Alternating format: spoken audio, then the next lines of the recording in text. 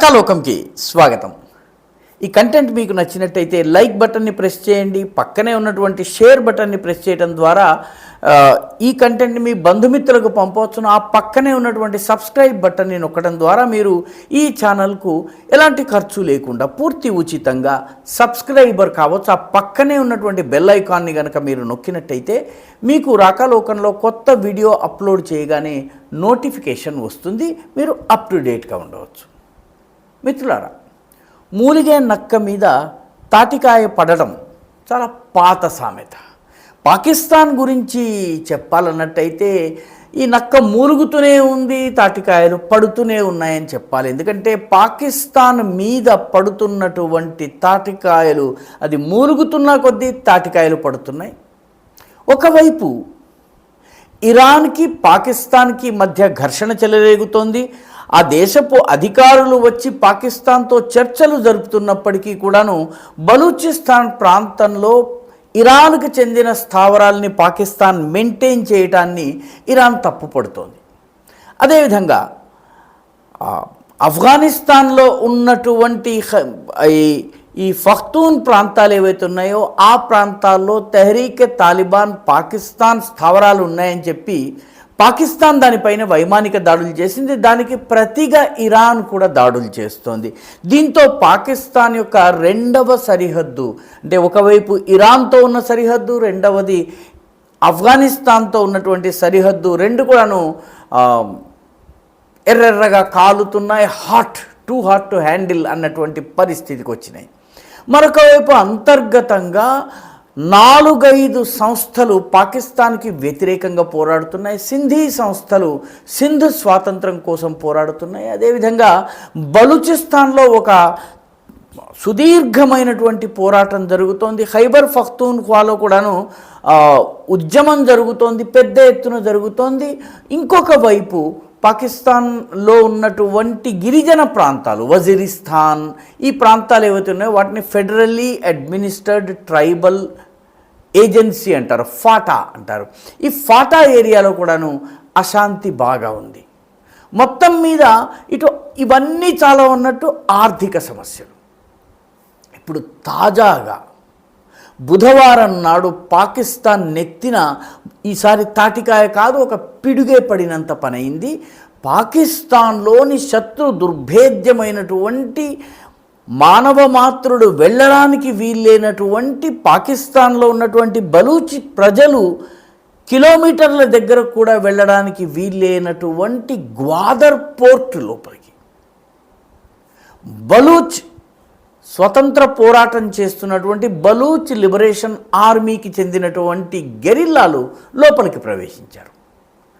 ఈ high security కార్డన్ను ఛేదించి లోపలకు ప్రవేశించడమే కాకుండా క్వార్టర్స్, ఆఫీసెస్ ఇక్కడంతా కూడా ఇష్టారాజ్యంగా కాల్పులు జరిపారు.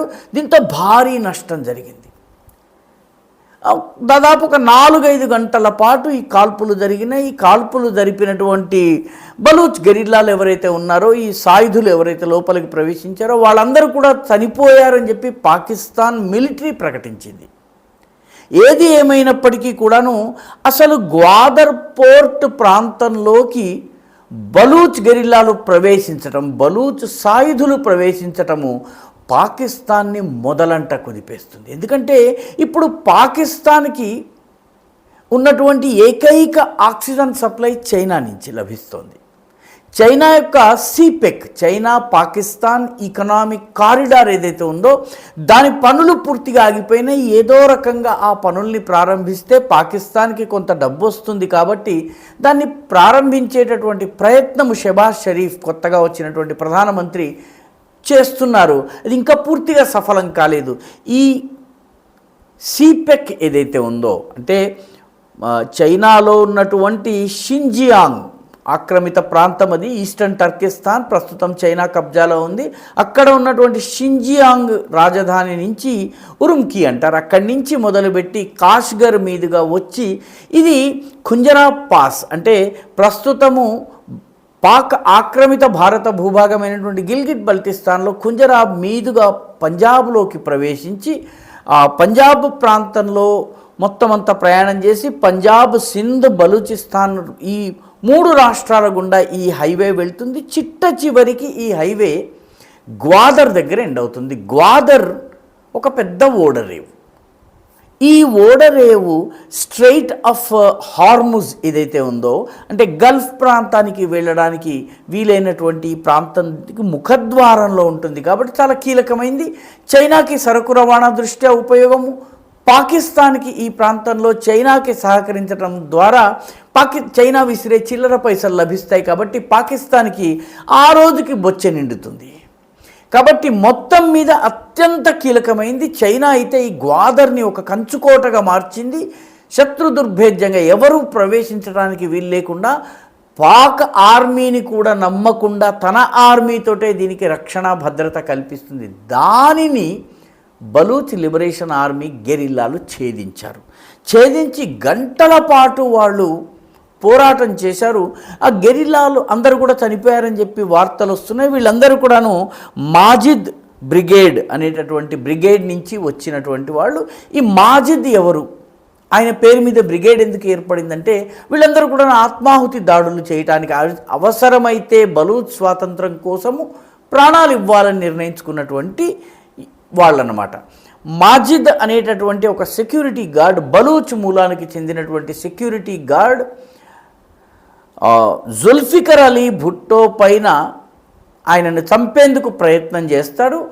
ఈ ప్రయత్నంలో ఆయనే ప్రాణాలను కోల్పోతాడు. కాబట్టి ఆయన పేరు మీద ఈ మాజిద్ బ్రిగేడ్ని బలూచ్ లిబరేషన్ ఆర్మీ ఏర్పాటు చేసింది. బలూచ్ లిబరేషన్ ఆర్మీ ఏదైతే ఉందో ఇది ఒక రకంగా చాలా ఆత్మాహుతి దాడులకి కానీ, భయంకరమైనటువంటి అటాక్స్కి కానీ, పాకిస్తాన్ మిలిటరీలో అల్లకల్లోలను సృష్టించడంలో పేరెన్నిక కన్నది. ఈ మాజిద్ బ్రిగేడ్కి చెందినటువంటి వాళ్ళు బలూచిస్తాన్లోని గ్వాదర్లో ప్రవేశించారు.